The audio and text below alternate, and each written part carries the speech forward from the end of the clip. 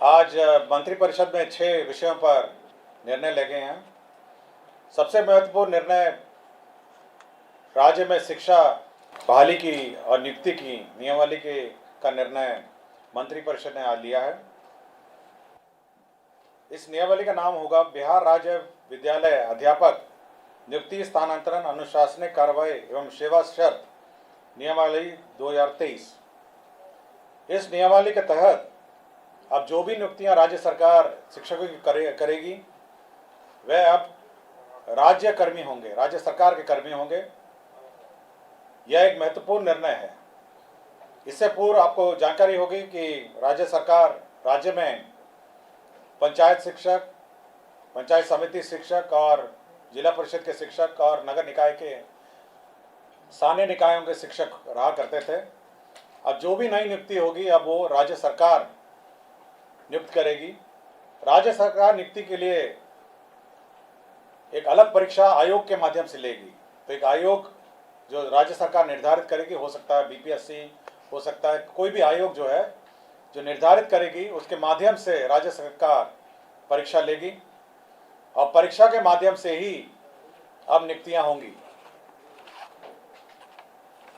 इस नियुक्ति में भाग लेने के लिए जो अर्हता होगी वह मैं पढ़ देता हूं। इसकी नियुक्ति की जो अनिवार्य अर्हता है, भारत के नागरिक हों और बिहार राज्य के स्थायी निवासी होना चाहिए, ये पहली अर्हता होगी। विद्यालय अध्यापक के पद पर नियुक्ति हेतु राष्ट्रीय अध्यापक शिक्षा परिषद द्वारा समय समय पर निर्धारित शैक्षणिक एवं प्रशासनिक योग्यता धारित करते हों एवं विशेष विद्यालय अध्यापक के लिए अर्हता भारतीय पुनर्वास परिषद के अनुरूप अनिवार्य होगा। तो ये महत्वपूर्ण एक अनिवार्यता है।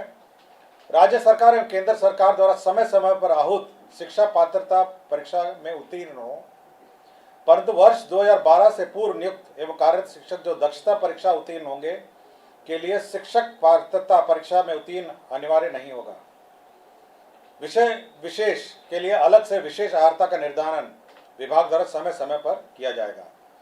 तो ये बिल्कुल स्पष्ट होगा कि पहले तो आपकी जो परीक्षा होगी, जो क्वालिफाइंग एग्जाम है, जो राज्य सरकार और केंद्र सरकार के लिए पहले ली जाती थी, उसके क्वालिफाई करने के बाद ही आप सरकार द्वारा जो कमीशन के माध्यम से परीक्षा होगी उसमें आप बैठ पाएंगे। तो पहला एक एग्ज़ाम जो सभी ने लिखा है, चाहे वो टीईटी हो और अन्य जो शिक्षा परीक्षाएं हैं, उसको क्वालिफाई करने के बाद आप राज्य सरकार के कमीशन द्वारा जो सरकार जो कमीशन निर्धारित करेगी उसके माध्यम से जो परीक्षा ली जाएगी तो बहाली उसके माध्यम से होगी। इसमें न्यूनतम आयु निर्धारित है 21 साल और अधिकतम आयु सरकार द्वारा निर्धारित की जाएगी। जो सरकारी नौकरी में अधिकतम आयु है वह होगी, लेकिन जो 10 साल की नियुक्ति वर्ष का जो छूट होगा, इस नियमावली के प्रवृत्त होने के पश्चात नियुक्ति के प्रथम संव्यवहार में अधिकतम आयु सीमा में 10 वर्ष की छूट दे होगी। तो इसमें नियमावली में 10 वर्ष का छूट का भी प्रावधान है जो लोग पूर्व में नियुक्त होंगे। इसमें यह खासियत यह है कि इस परीक्षा में जो अभी वर्तमान में जिसको आप कहते हैं 7वें चरण या अन्य चरण जो हैं, वो लोग भी बैठेंगे, परीक्षा लिखेंगे। और साथ ही साथ जो अभी तक जो शिक्षक नियुक्ति जो गैर सरकारी शिक्षक हैं, जो सरकार के जो नगर निकाय और पंचायत स्तरीय और स्थानीय निकाय के शिक्षक हैं, वह भी इसमें बैठ पाएंगे। तो सभी प्रकार के शिक्षक जो हैं, जो अर्हता रखते हैं, वह बैठ पाएंगे और इस नियमावली के माध्यम से अगर अर्हता रखते होंगे तो कमीशन द्वारा जो परीक्षा ली जाएगी उसमें बैठेंगे। सभी जो कैंडिडेट्स हैं जो इस परीक्षा में लिखेंगे उनको 3 मौका दिया जाएगा। तो 3 बार लिख सकेंगे और 3 मौके के बाद वह नहीं लिख सकेंगे।